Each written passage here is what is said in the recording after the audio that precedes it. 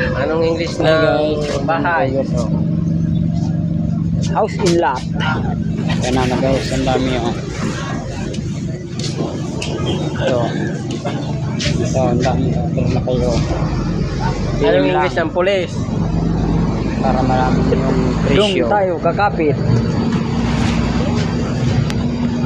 Yan. Guys, napakagaling niyo talaga guys. Makikita niyo siya mamaya. Shout out mo na lang siya guys. Mga hinog na. Ayan o.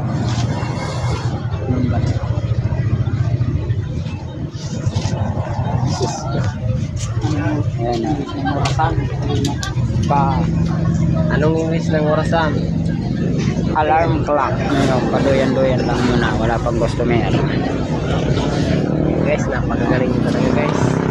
Diyan mo siya masusubukan kasi nag-top 3 na siya guys. Ay, putik ka na palsok pa.